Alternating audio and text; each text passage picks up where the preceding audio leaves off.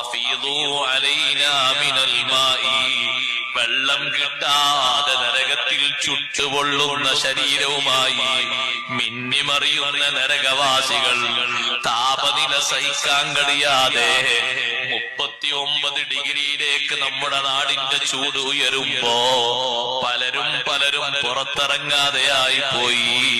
45ലേക്ക് ഉയരുമ്പോ പലരും മരണത്തിലേക്ക് മുന്നോട്ട് നീങ്ങിപ്പോയി. സുബ്ഹാന മൻ ജല്ല ജലാലുഹു. വീണ്ടും അതിന്റെ ഡിഗ്രി കൂടിയാൽ എത്ര പേര് മരിച്ചു പോകും സഹോദരങ്ങളെ. ആ താപനില ഒരു 75ലേക്ക് പോയാൽ ഇവിടെ മൃഗങ്ങളുണ്ടാകുമോ? പറവകളുണ്ടാകുമോ? ചെറിയ കുട്ടികൾ ജീവിക്കുമോ? പ്രായമുള്ളവര് മുന്നോട്ട് പോകുമോ? ഈ നരകക്കാരന്റെ ഭാഷ തണുത്ത വെള്ളം കയ്യിൽ പിടിച്ചപ്പോ എന്റെ മനസ്സിലേക്ക് വന്നുപോയി. അഫീദൂ അലൈനാ മിനൽ മായി ഔ മിമ്മാ റസഖകുമുല്ലാഹ്.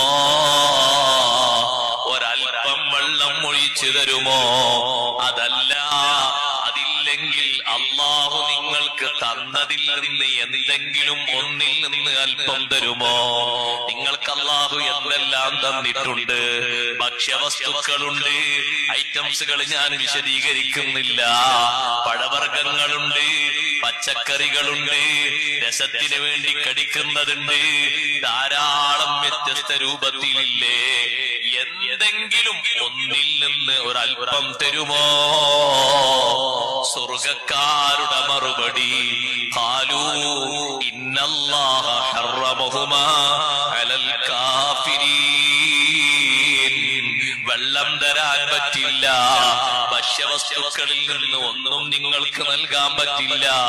നിങ്ങൾ അല്ലാഹുവിൽ വിശ്വസിച്ചില്ലല്ലോ, പരലോകം വിശ്വസിച്ചില്ലല്ലോ, നബി സല്ലല്ലാഹു അലൈഹി വസല്ലം തങ്ങളെ വിശ്വസിച്ചില്ലല്ലോ, വിശ്വസിക്കേണ്ട ഒന്നും നിങ്ങൾ വിശ്വസിച്ചില്ലല്ലോ. അതുകൊണ്ട് വെള്ളം തരാൻ നിങ്ങൾക്ക് പറ്റില്ല. ചൂട് കൂടി വരുമ്പോ നരകത്തെ ഓർക്കണം മോമിനെ. അല്ലാഹു ചൂട് കൂടുതലായി തരുമ്പോഴും നരകത്തെ ഓർക്കണം, തണുപ്പ് കൂടുതലാക്കി തരുമ്പോഴും നരകത്തെ ഓർക്കണം. സഹിക്കാൻ കഴിയാത്ത തണുപ്പുള്ള ലോകവും നരകലോകമാണ്, സഹിക്കാൻ കഴിയാത്ത ചൂടുള്ള ലോകവും നരകലോകമാണ്. ദുനിയാവിലെ തണുപ്പല്ല സഹിക്കാൻ കഴിയാത്ത തണുപ്പ്.